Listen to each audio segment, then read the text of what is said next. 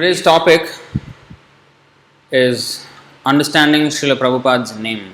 His Divine Grace, A.C. Bhaktivedanta Swami Prabhupada. So, this is not how he was always called when he was born. This is not how his name came out. So, this name is a progression of on different stages of his life. He have accepted different parts of this name, and finally his name was completely came to be known as this. Why we say Srila Prabhupada? What is Srila? So Prabhupada actually explained. It is actually two words. Shri, Srimati and Leela. So Shri means all opulence and Leela means pastimes. So he is just like Krishna, is all opulence. Wherever there is Krishna, Yatra Yogeshwara Krishna, Tatra Partha Dhanurdhara, Tatra Srir, Vijayo Bhutir, Dhruva Nitir Matir Mama. Wherever there is Krishna, there is full opulence. So Prabhupada was with full opulence. You see how many temples he opened, how much? 108 temples. With 40 rupees he went, and 40 million is not enough, that much properties and books and devotees and everybody, how much opulence. So Shri and Leela, all what he did was pastimes. It is not out of karma. Whatever we are doing, all our activities are karma based because of our previous karma. Activities of pure devotees in the Lord is called Leela, pastimes. They are not ordinary work. But Lakshmi herself is serving Sudama. That is how Lakshmi will serve the devotee. Shri and La means Leela. All his pastimes. All his activities are pastimes. So, Srila. His Divine Grace. Why we are saying His Divine Grace? We are writing at the feet of Prabhupada there. His Divine Grace, A.C. Bhaktivedanta. What is His Divine Grace? So here it is said, His Divine Grace is translated in Hindi as Krishna Kripa Murti. Kripa, that is grace or mercy. Murti means the personification of Krishna's Kripa. That means Krishna's mercy, if it can have a shape, that is the shape of the spiritual master. In other words, Guru is the personification of Krishna's mercy. His parents named him Abhay Charan De. That was his given name. Abhay Charan De. De is a family name. Abhay Charan is his name.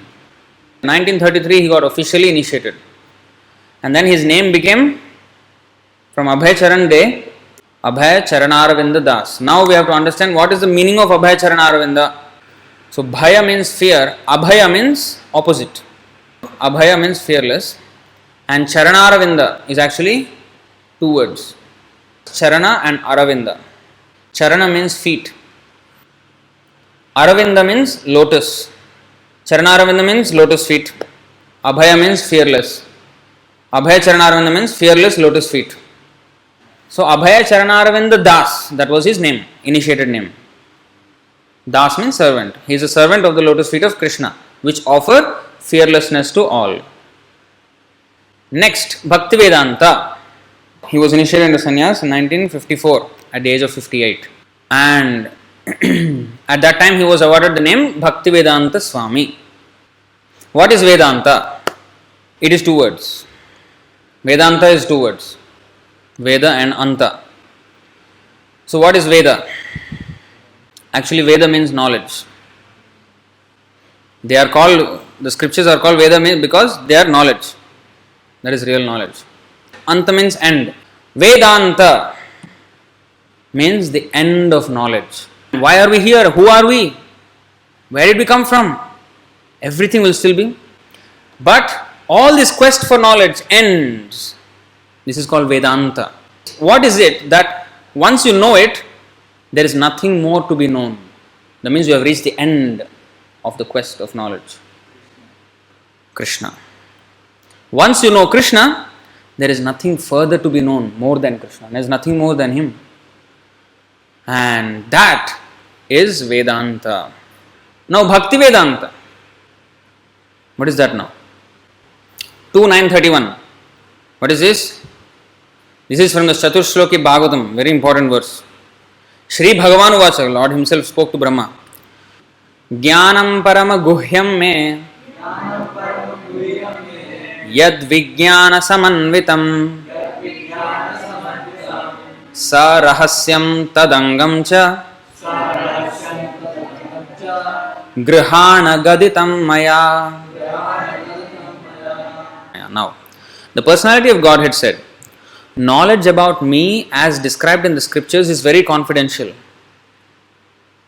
And it has to be realized in conjunction with devotional service. That means, although knowledge about Vedanta is Krishna, but there are many Vedantists, Mayavadis, they study Vedanta, but they cannot understand Krishna.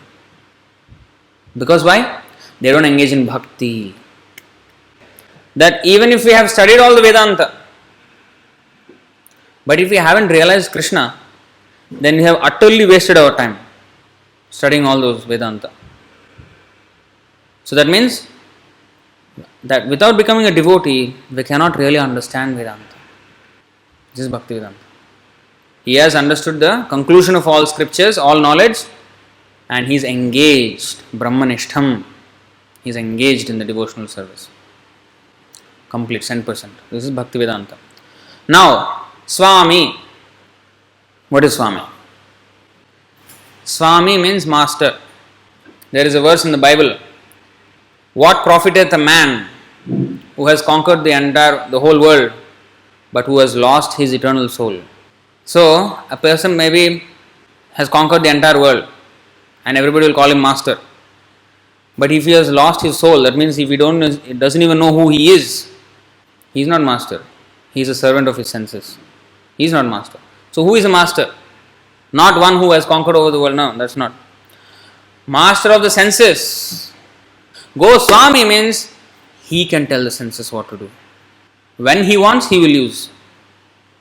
And that is only possible when we become the servant of Krishna. Vacho vegam manasah krodha vegam jihva vegam udaropastha vegam etan veganyo vishaheta dhirah sarvam api mam prithivim sasishyat. A sober person who can tolerate the urge to speak, the mind's demands, the actions of anger and the urges of the tongue, belly and genitals is qualified to make disciples all over the world. So one who is completely controlling all the senses, he is a Goswami.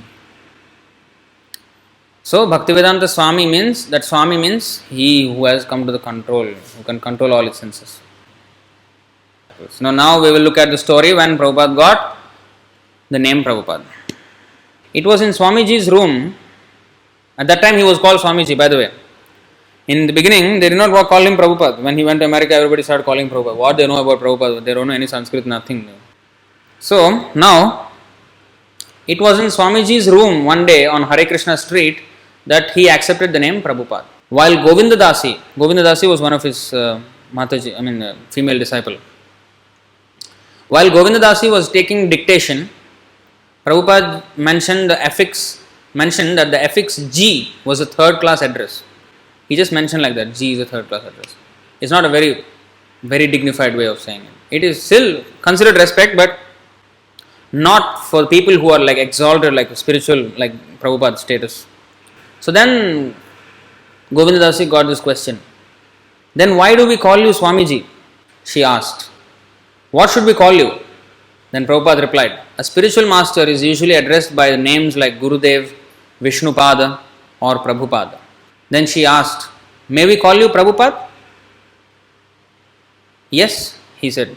And Govinda Dasi told the others, devotees. After that, she went out and she told other devotees, hey, we have to call him Prabhupada, not Swamiji. It is a third class address, not very high. We should call him Prabhupada. They eventually accepted the word Prabhupada and slowly the Swamiji they never address him as Swamiji anymore. Now Prabhupada. So that's how Prabhupada name came about. Then Rai Ram even printed an explanation in the Back to Godhead magazine at that time. The word Prabhupada is a term of utmost reverence in Vedic religious circles, and it signifies a great saint even amongst saints. The word actually has two meanings. Prabhupada has how many meanings? Two meanings. What is the first? One at whose feet, Pada. Pada means feet. Two words. Prabhupada is actually, there are two words there. Prabhu and Pada. Pada means feet. Prabhu means master. Master feet. one at whose feet, Pada, there are many Prabhus, a term meaning master, which the disciples of a guru use in addressing each other. Prabhu means a master. That means even great accomplished people, of them the devotees are the highest.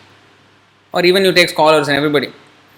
Masters sit at the feet of this person. The second meaning is that one who has attained, one who is sitting at the Prabhu's feet. Krishna is Prabhu, is the master of masters. Everybody, Krishna is the ultimate master. Ishvara Parama Krishna. Prabhupada means one who has attained the lotus feet of Krishna, one who has taken complete shelter of the lotus feet of Krishna. That is another meaning of Prabhupada. Jai Srila Prabhupada ki.